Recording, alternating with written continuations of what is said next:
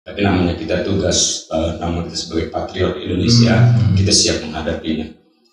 Kejadian waktu itu yang saya alami itu ada 1 kali 24 jam kita hilang.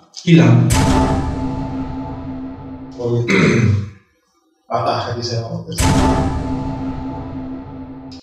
Tugasku malah itu cukup berat. Iya. Sampai membuka.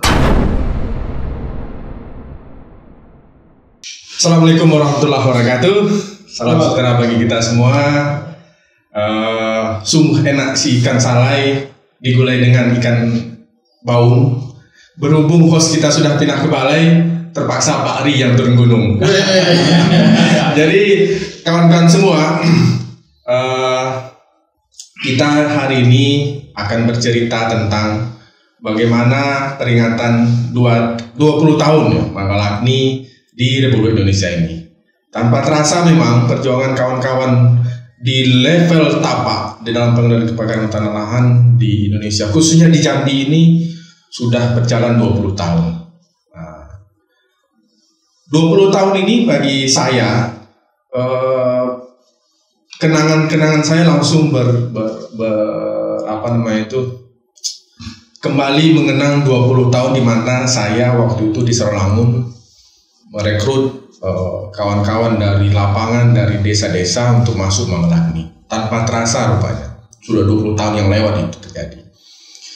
Dan juga perjuangan kawan-kawan di lapangan itu sungguh luar biasa sekali. Tidak hanya meninggalkan keluarga, tidak hanya mengorbankan waktu, tenaga, dan juga keselamatan rupanya. Banyak sekali kisah-kisah heroik Bapak Ibu sekalian yang dialami oleh rekan-rekan Mangalagni di Provinsi Jambi ini. Nah, dalam rangka peringatan 20 tahun Mangalagni di Indonesia, pada hari ini kami kedatangan tamu para pejuang langit biru yang ada di Provinsi Jambi, yang sudah mengorbankan waktu, tenaga, dan juga mungkin keselamatan dirinya dalam upaya pengendalian kebakaran hutan dan lahan. Tanpa memperbanyak waktu, hari ini saya perkenalkan ada Mas Agus dari Daops Kota Jambi. Dan ada juga Mas Wira dari Daops Kota Jambi juga. Dan ada kawan jauh kami dari Muara Bulian, ya Pak Kuntoro. Beliau bertiga ini dari 3 generasi yang berbeda dan dari lokasi juga berbeda.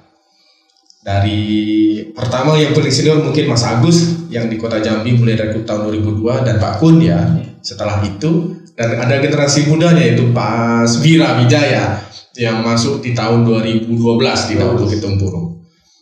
Bagaimana Mas Agus? Mungkin Mas Agus mungkin bisa bercerita sedikit bagaimana boleh dikatakan kisah-kisah heroik yang sudah dialami dalam upaya pengendalian kebakaran hutan dan lahan selama bertugas. Di mana lokasi yang mungkin kegiatan pengendalian yang paling berkesan sama Mas Agus? Baik Pak, terima kasih Pak. Kalau selama kita bertugas 20 tahun, alhamdulillah sampai sekarang kita diberikan keselamatan dan juga lindungan Allah Subhanahu Wa Taala. Nah, di mana tugas kita dikatakan tugas yang mulia gitu ya. Berkat doa keluarga, berkat doa rekan-rekan semua, sampai sekarang kita masih bisa melaksanakan tugas kita, walaupun risiko menerpa di depan kita. Kalau dikatakan risiko sebenarnya paling tinggi, karena kita berjibaku dengan namanya kebakaran hutan dan lahan.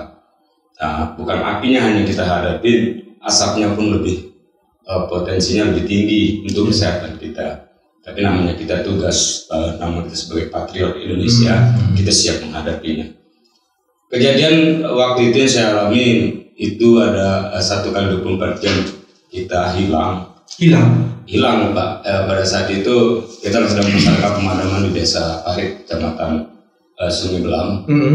Itu kita ada ditugaskan 1 tim oleh Kadaop untuk melaksanakan pemadaman di lahan masyarakat dan di samping ya kebetulan lahan masyarakat itu berbatasan dengan perusahaan. Nah, di situ kami kerjasama dengan beberapa mitra di sana, ada dari perusahaan, ada dari pemerintah desa, kemudian ada dari masyarakat. Itu tahun berapa Mas Agus?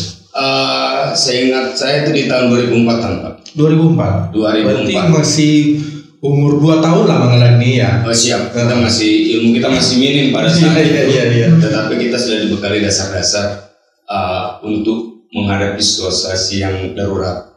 Sebelum itu, waktu Mas Agus direkrut sebagai anggota Manglani, sudah terbayang belum tugas yang dihadapi, atau mungkin berpikirnya adalah yang kita padamkan ini sama dengan kebakaran rumah, itu seperti apa waktu itu?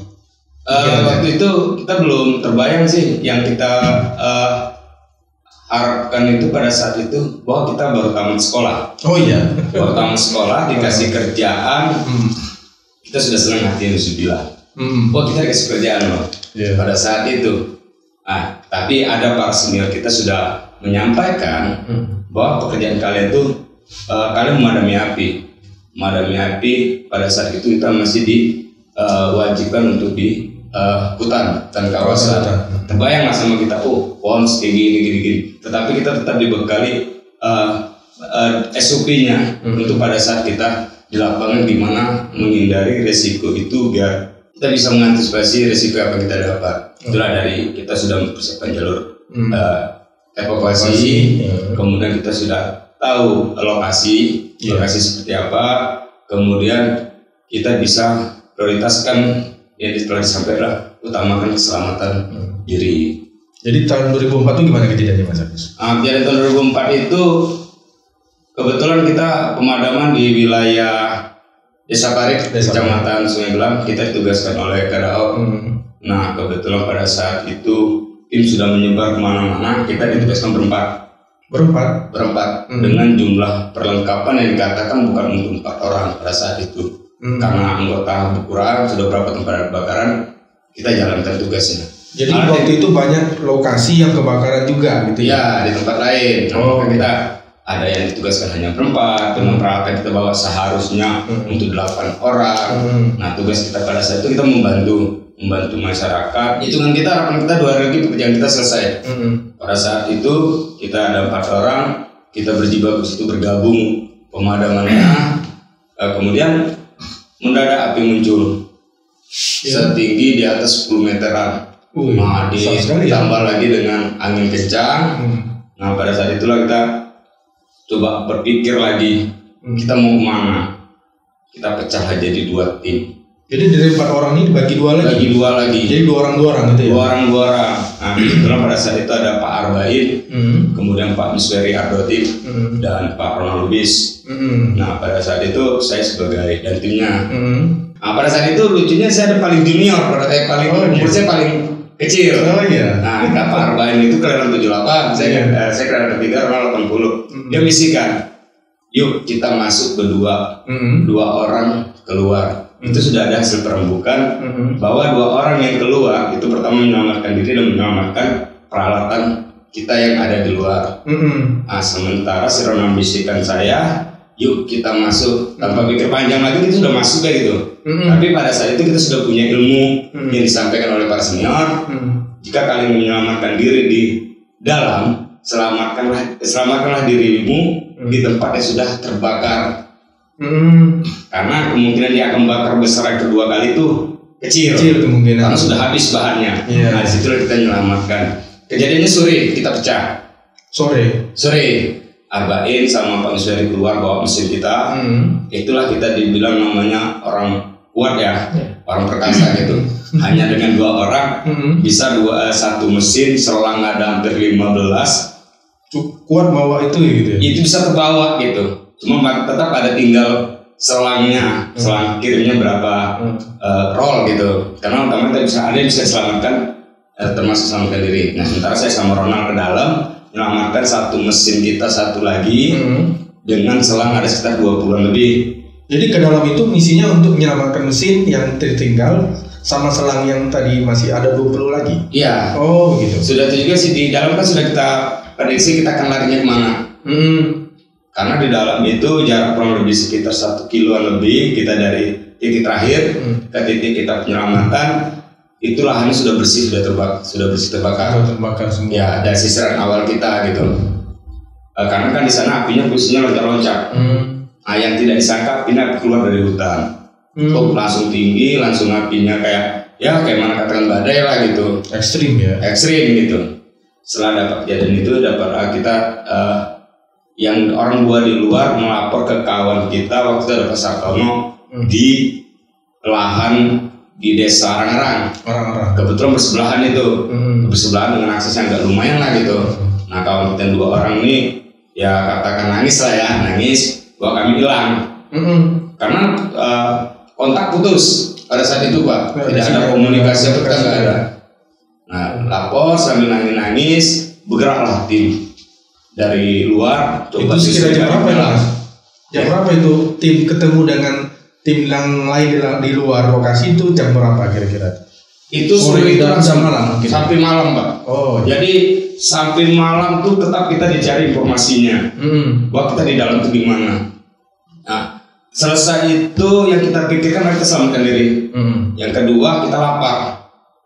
Nah itu yang kalian pikirkan. Nah kawan pikir seperti itu. Kalau mereka di dalam selamat, mereka makan apa? Iya. Gitu. Kalau soal porsi setengah ini penting Pak ya. Tapi memang waktu itu nggak ada ransum lagi tim yang masuk ke dalam ini? Nggak, kita langsung supply dari luar Pak. Oh gitu. Kita langsung supply dari luar ya. Nah tim di luar nyari itulah termasuklah namanya ada dari TNI, dari polisi, dari masyarakat, pemerintah desa. Akhirnya berinisiatiflah kami di dalam itu rupanya bukan kami aja. Oh iya. Ada 3 orang lagi di dalam. Ketemu berarti? Ketemu 3 orang. Rupanya 3 orang itu adalah rupanya anak kepala desa. Mereka juga memadamkan api? Mereka membantu. Oh. Cuma pada saat itu mereka coba melihat situasi yang di dalam, nggak nyangka itu kejadiannya sore jam 4:30 lagi kencang-kencang itu. Jadi berpikirlah berlima di situ. Akhirnya mereka yang coba nyari langsung tak dapat juga ya apa yang ada kita makan. Nah kemudian mereka megang Shinsu. Kebetulan mereka ada pembersihan lahan. Ya mereka kebetulan mereka itu buat perahu waktu itu. Pertama kita selamatkan alat dulu. Alat itulah perahu yang baru dibuat kita masukkan ke dalam air, kita karamkan gitu. Alat kita masuk ke dalam, berpikiran untuk alat itu akan rusak atau tidak nanti, yang penting tidak terbakar. Pada saat itu, nah kemudian ketemu, pikirkanlah Shinsu itu. Shinsu rupanya terdengarlah di luar. Itu kita yang bisa kita lakukan pada saat itu. Barulah sampai pagi mereka begadanglah namanya tidak jauh dari lahan, sambil mantau sambil melaksanakan pemadaman. Itu dipimpin langsung oleh KDAO pada saat itu. Jadi ketemunya besok pagi? Besok sekitar jam 11-an. Kita keluar bukan di jalur itu Pak, karena pada saat itu semua habis. Kita mutar lagi ke desa Sumeragung. Keluar di Sumeragung? Iya, jalan kaki kita berapa kilo keluar dengan dibantu oleh pemandunya dari perusahaan NKI. Itu jalan kaki itu Mas Agus? Jalan kaki kita keluar dengan 5 orang ini. Itu waktu itu makannya pakai apa? Makan itu pada saat pada waktu itu kita ada mie. Jadi 3 bungkus apa 4 bungkus kita bagi 5 untuk ganjalan malam. Paginya nggak makan lagi? Paginya tuh nggak makan lagi. Tinggal jalan kaki aja. Iya, yang penting pada saat itu kita sudah selamat. Yang di luar sudah dapat berita kita selamat. Jadi rasa lapar sudah hilang dengan sekejap. Itu biasa sekali. Jadi memang kawan-kawan semua sangat berbeda sekali kondisinya kebakaran hutan dan lahan dengan kebakaran pemukiman. Banyak orang luar berpikir Manggalakan itu pemadam kebakaran, tapi itu sangat berbeda sekali.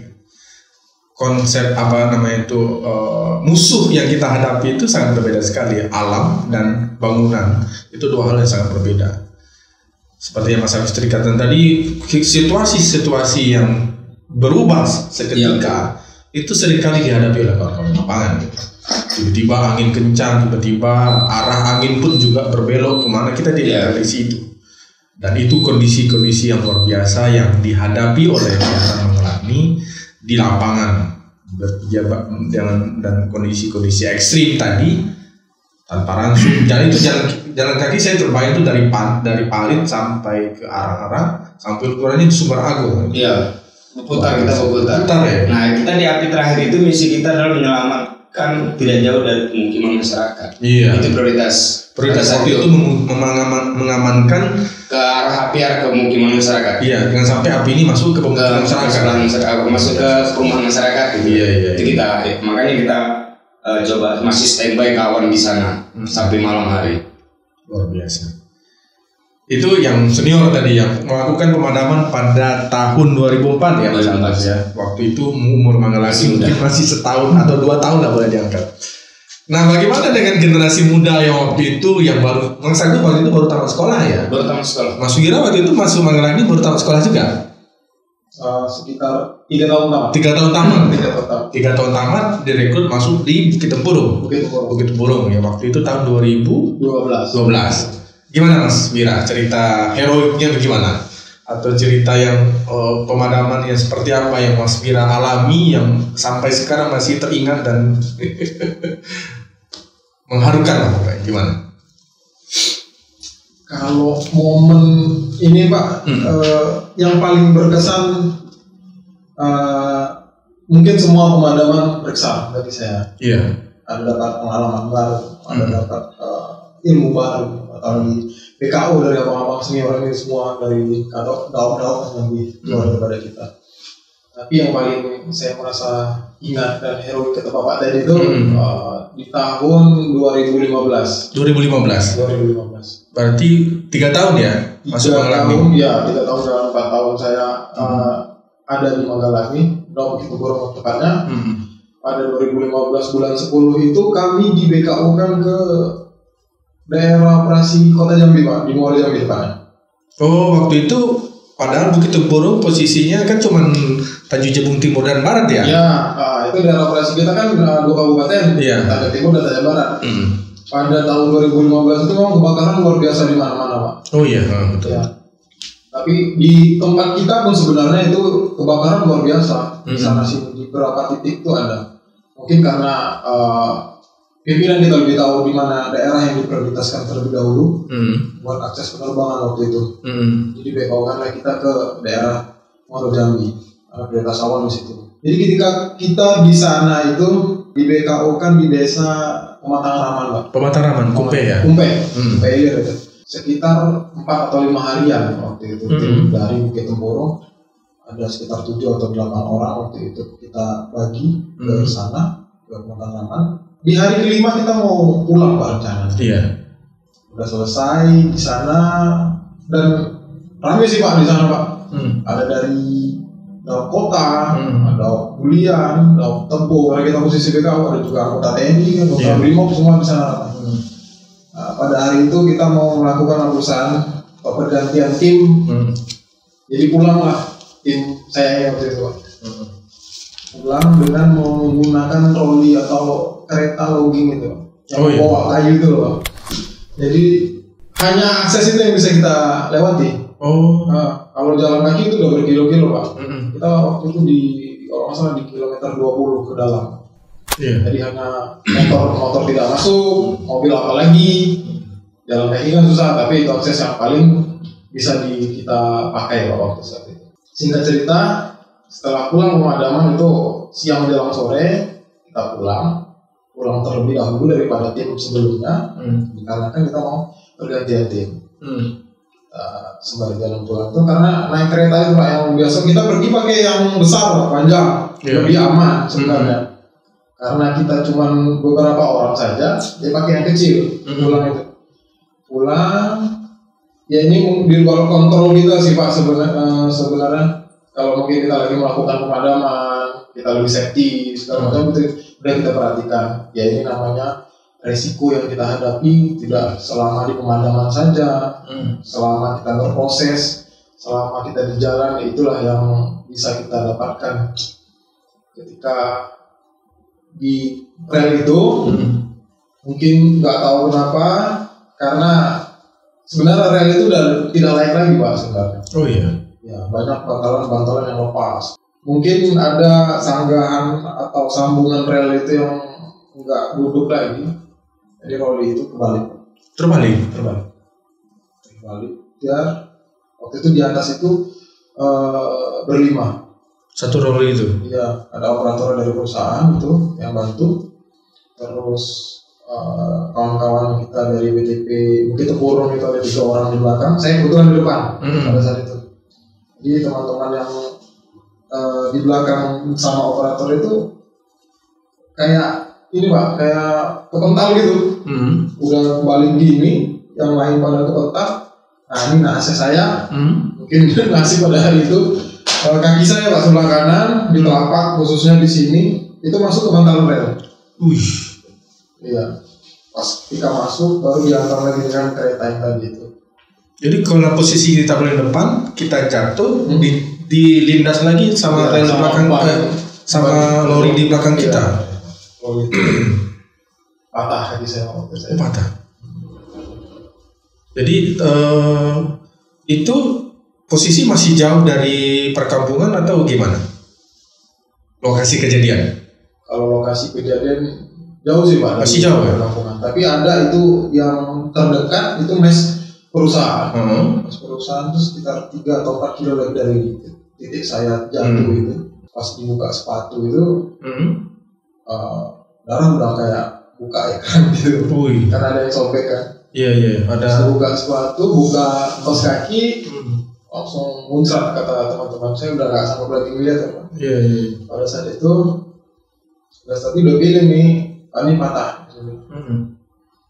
Singkat cerita di bawah lah itu Roli yang kembali tadi itu naik lagi. Berdirinya lagi Pak. Dengan rasa yang takut dan pasrah, ya udah naik itu lagi. Sebenarnya kita udah jatuh dari situ naik situ lagi karena akses yang tidak ada lagi. Cuman itu ya. Cuman itu salah satunya akses Pak.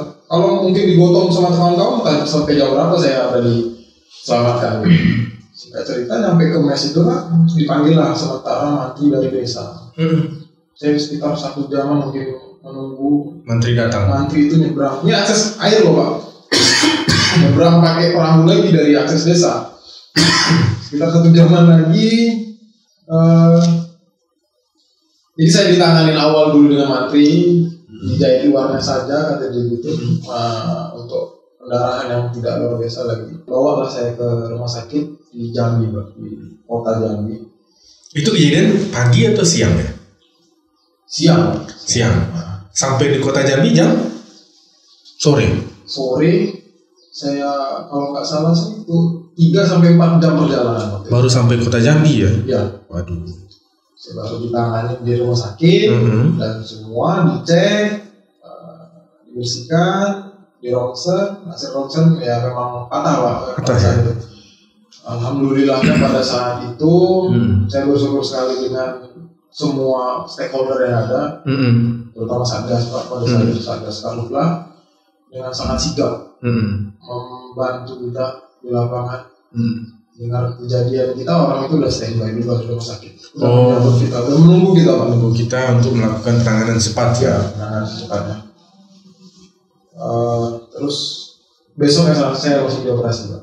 Langsung operasi ya? Langsung operasi. Ditangani segala macam.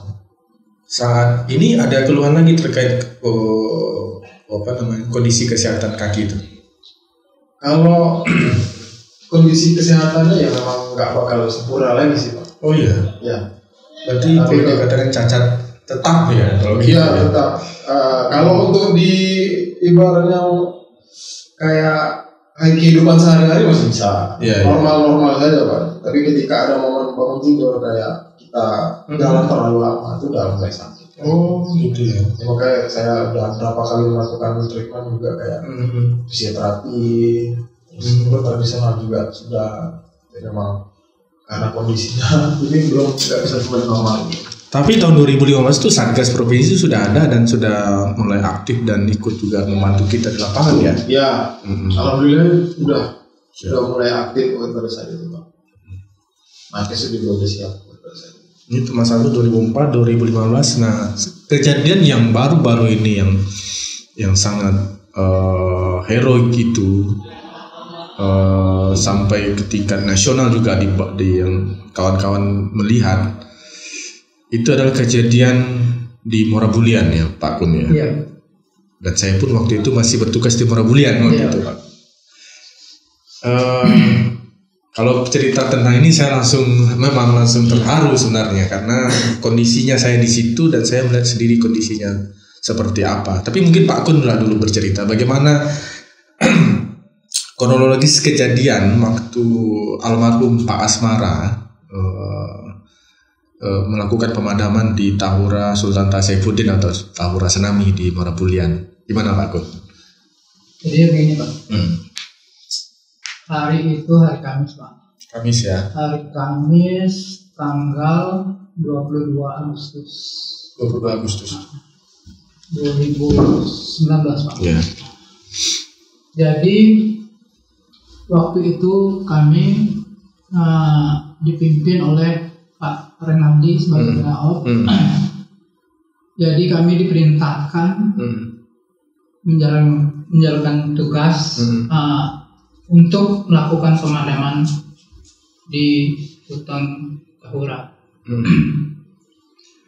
Jadi kami menggunakan peralatan lengkap, 2 mobil, 1 mobil Triton dan 1 mobil tangki.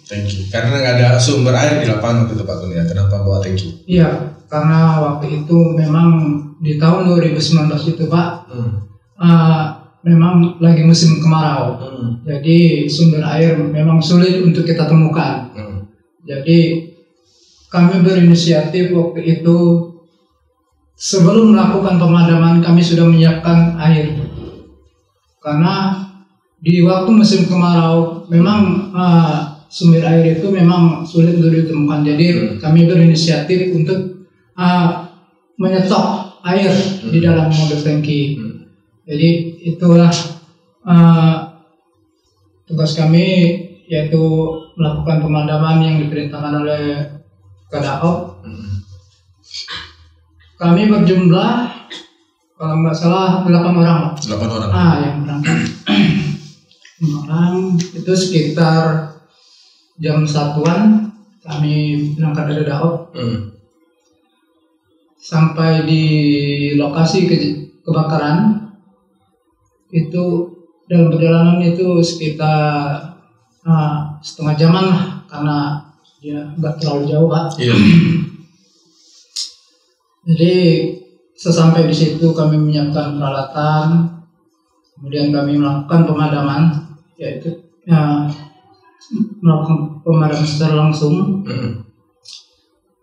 Waktu itu kebakaran itu memang cukup luas Pak.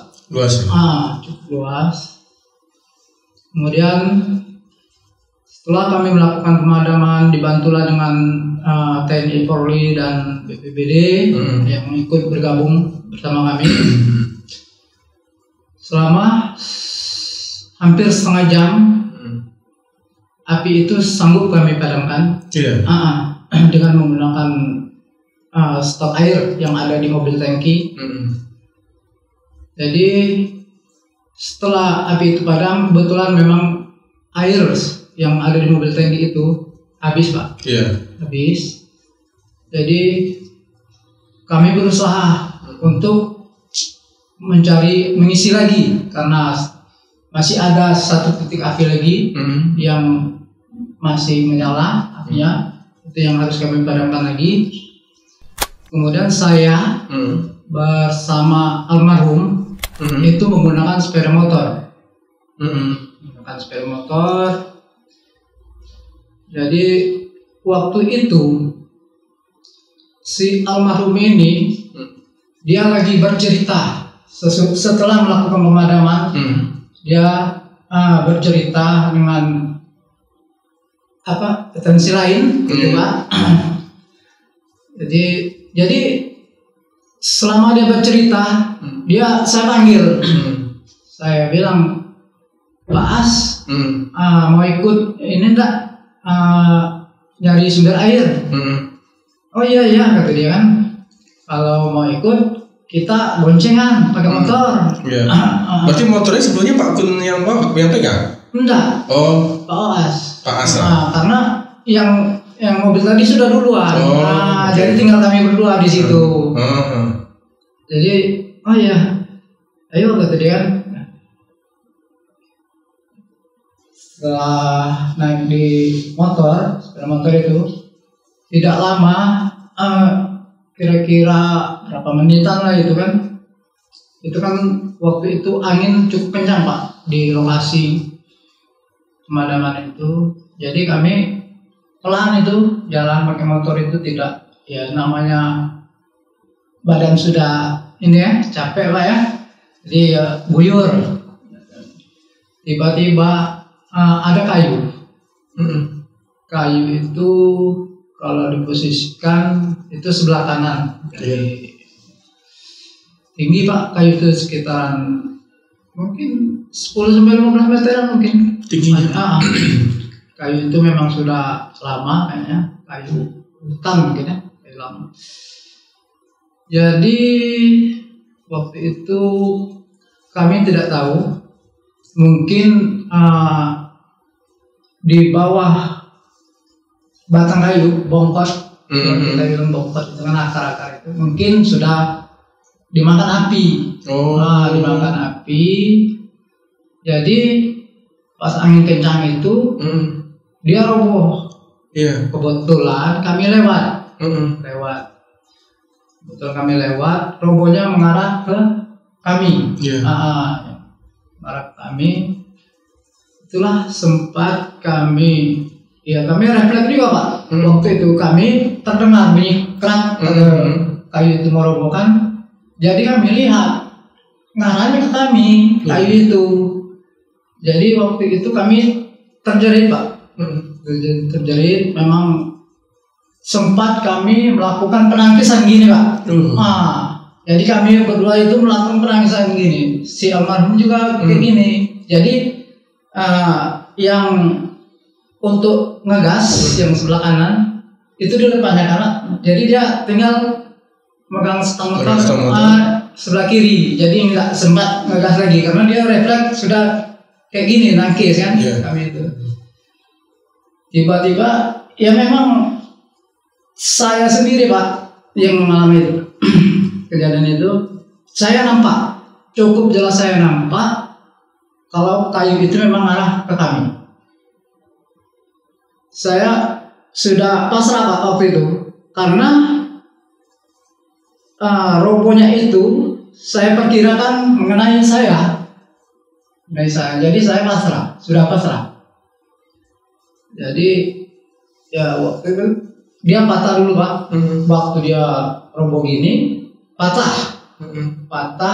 Nah, yang entah yang patah ini apa yang ini yang menimpa kami tidak tahu lagi, tidak sadar. Jelasnya sudah ditimpa, kami roboh dengan sepeda motor tersebut. Jadi roboh, saya sadar, roboh itu saya sadar. Saya lihat teman saya ini si almarhum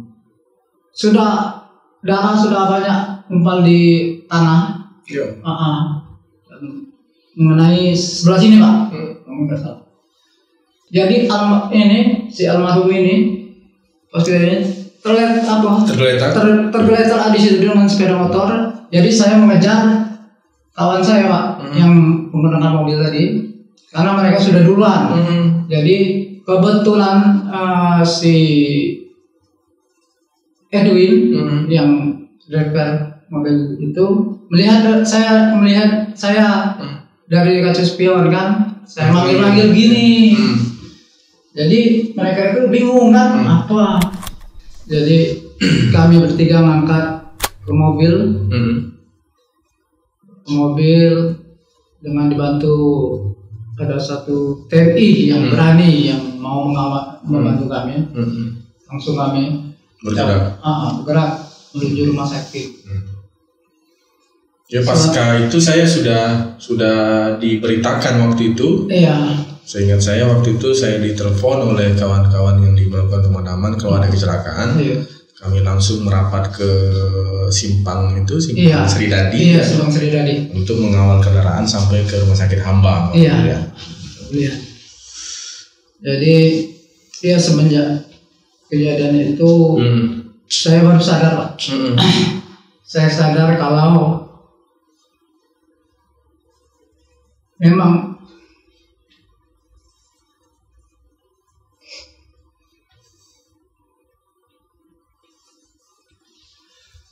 tugas sebagai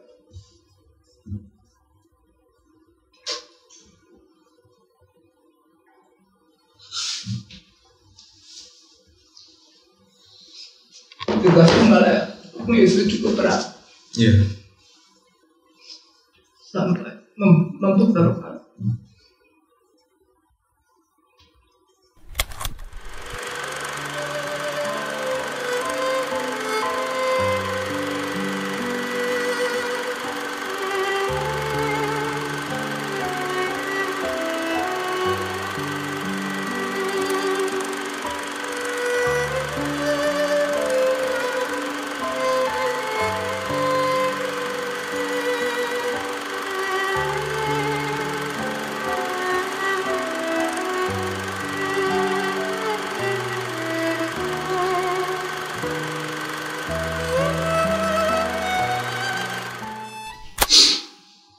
Ya, begitulah ya kawan-kawan semua.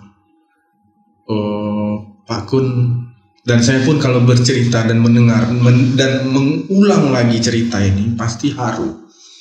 Karena kejadian ini memang di depan mata ya Kak Agus. Kita terlibat langsung dan melihat langsung bagaimana kondisi beliau gitu ya. Dan komunikasi terakhir pun dari saya waktu itu seingat saya waktu itu seperti itu. Begitu beratnya ya tugas dan tanggung jawab yang dibeban oleh Manggaladni sampai mengorbankan jiwa, sampai cacat tadi Pak Mas Wiranya sampai cacat, dan pengalaman yang berbekas sekali oleh Mas Agus waktu tak tahu waktu itu luar biasa gitu. Saya pun sewaktu pindah dari Daop Kota Jambi, kalau bercerita sedih itu ya Mas Agus ya, saya bertekad sekali waktu itu jangan sampai lagi ada Manggaladni yang menjadi korban. Makanya saya selalu marah bagi melihat kawan-kawan yang tidak sesuai SOP melakukan pemadaman, yang tidak patuh dan disiplin memakai APD, itu ya saya marah itu kan. Itu yang harapan bagi kita semua. Sehingga memang ya boleh dikatakan memang pahlawan langit biru itu kawan-kawan Manggaladni yang berjibaku langsung di lapangan menghadapi bahaya ya, menghadapi bencana itu langsung, dan itu sangat luar biasa sekali perjuangan. Jadi kawan-kawan semua 20 tahun ini kawan-kawan, 20 tahun kita sudah mengabdi untuk negeri ini, berusaha menciptakan langit biru kata kawan-kawan itu, berusaha menciptakan kondisi tanpa asap di Jambi ini. Bukan hanya beliau bertiga ini merupakan salah satu perwakilan bagaimana heroiknya pejuang-pejuang langit biru ini di lapangan gitu. Itu yang menjadi penyemangat bagi kawan-kawan. Tentunya pengorbanan ini tentu tidak sia-sia gitu kan. Mungkin Mas Agus mungkin berharap ke depan tentu kita akan lebih baik lagi, dan maunya seperti apa Manggaladni? Yang pastinya kami minta dukungan selalu dari instansi pemerintahan, kemudian dari masyarakat. Kami tahu pekerjaan kami risikonya besar, sampai kami kehilangan kawan, sampai saya sendiri mengalami kejadian, tidak tahu apa kedepannya. Masalah adik tingkat Mimira pada saat kejadian itu, masalah Pak Kuntoro itu tidak berpikir apa kedepannya yang akan terjadi dengan kita ya. Gitu. Jadi harapan kami berharap, kami yakin pimpinan di atas pasti memikiri kami. Jadi kami pengen kami siap sebagai patriot Indonesia, kami siap mengemban tugas yang resikonya besar, mengharapkan perjuangan dari unsur pimpinan di atas untuk kedepannya kami bagaimana. Yang jelas kami pengen patriot Indonesia menjadi jauh lebih baik. Itu aja Pak. Mas Bira gimana Mas? Yang sebagai generasi muda ini lebih panjang lagi perjuangan ke depan gitu kan. Harapan-harapan ke depan seperti apa terkait pengendalian kebakaran hutan dan lahan ini? Kurang lebih sih sama seperti dengan senior saya ini, bagus agar Manggaladni jauh lebih baik ke depannya, mendapatkan perhatian lebih dari pemerintah dan khususnya kementerian kita. Bagaimana sulitnya Manggaladni di lapangan, bagaimana rintangan-rintangan yang dihadapi oleh anggota itu lebih diperhatikan lagi Pak. Dan juga untuk masyarakat di luar sana kita udah tahu dampak besar seperti apa kebakaran hutan ini, lebih sadar dan lebih peduli dengan lingkungan kita ke depannya. Secara keseluruhan itu dulu. Mas Kun, gimana Mas Kun? Ya, harapan saya seperti apa yang Pak Wira sampaikan. Harapan saya menggalakni untuk kedepannya bisa lebih baik lagi Pak, lebih diperhatikan lagi, baik itu dari Satpras,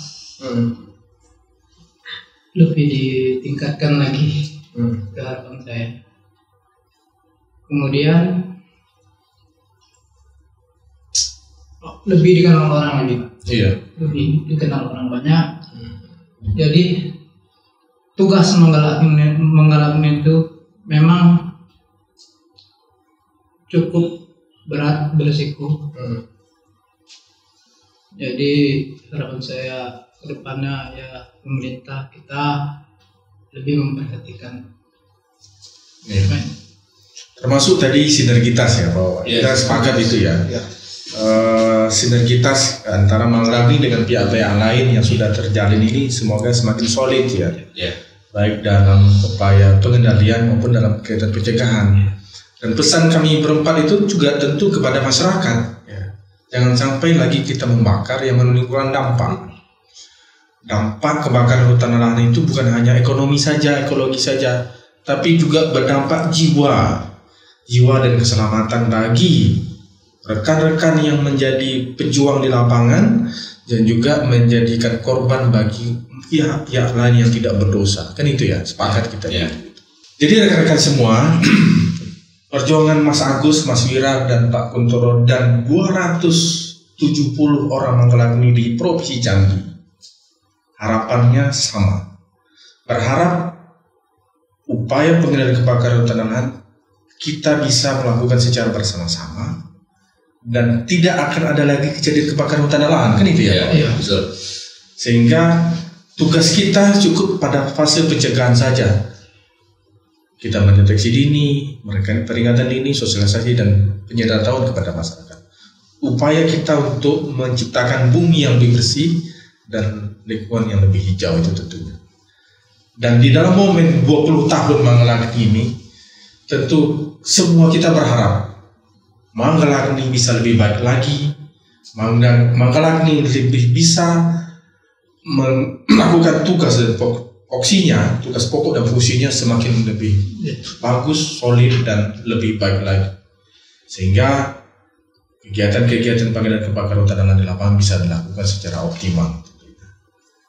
Selamat ulang tahun Mangragni yang ke-20 tahun, 2 dekade mengabdi untuk negeri. Kami berharap kita semua bisa melakukan upaya pengendalian kebakaran hutan dan lahan. Kita bisa menciptakan lingkungan yang bersih, langit biru, bebas asap. Terima kasih Pak Kun, Mas Wira, Mas Agus yang sudah berkenan hadir pada podcast kami pada siang hari ini, dan kita berharap kita bisa lebih baik lagi ke depan. Terima kasih. Assalamualaikum warahmatullahi wabarakatuh. Siapa kita? Siapa kita? Patriot Indonesia.